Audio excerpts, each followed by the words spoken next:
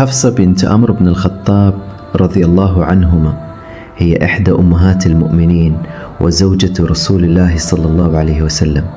كانت حفصة متزوجة من خنيس بن حذافة السهمي، وهو من أصحاب النبي صلى الله عليه وسلم، وقد شهد غزوتي بدر وأحد واستشهد بعدها. فلما توفي عنها كانت حفصة لا تزال شابة في سن الزواج، وكان عمر بن الخطاب حريصا على أن يزوجها رجلا صالحا من خيار المسلمين. عرض عمر حفصة على أبي بكر وعثمان. يقول عمر بن الخطاب رضي الله عنه كما جاء في الحديث الصحيح الذي رواه البخاري: لقيت عثمان بن عفان فعرضت عليه حفصة فقلت: إن شئت أنكحتك حفصة بنت عمر. قال: سأنظر في أمري. فلبثت ليالي ثم لقيني فقال: قد بدا لي ألا أتزوج يومي هذا. قال عمر: فلقيت أبا بكر فقلت: إن شئت أنكحتك حفصة بنت عمر. فصمت أبو بكر فلم يرجع إلي شيئا، فكنت عليه أوجد مني على عثمان. فلبثت ليالي، فلما رأى عمر هذا الموقف من الرجلين ودخل على رسول الله صلى الله عليه وسلم مهموما وأخبره الذي حصل، فقال له النبي صلى الله عليه وسلم: تتزوج حفصة من هو خير من عثمان وأبي بكر، ويتزوج عثمان من هي خير من حفصة.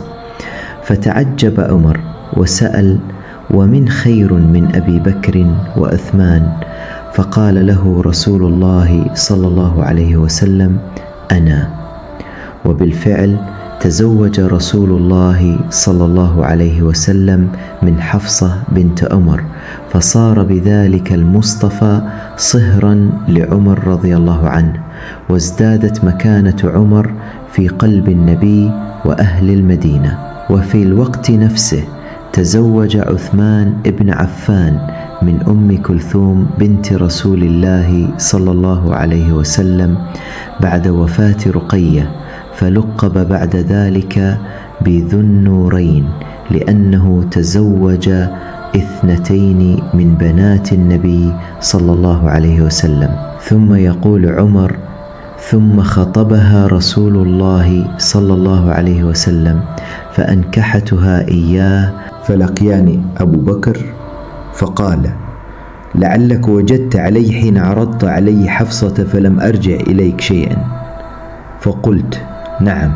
قال: فإنه لم يمنعني أن أرجع إليك شيئا حين عرضتها علي، إلا أني كنت علمت أن رسول الله صلى الله عليه وسلم قد ذكرها، فلم أكن لأفشي سر رسول الله صلى الله عليه وسلم، ولو تركها رسول الله صلى الله عليه وسلم قبلتها.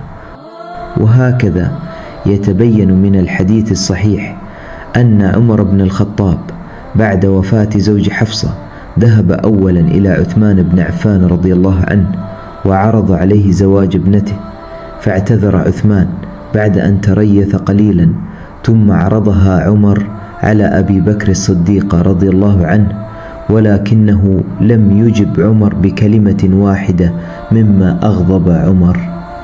الحكمة من صمت أبي بكر واعتذار عثمان بعدما تم الزواج.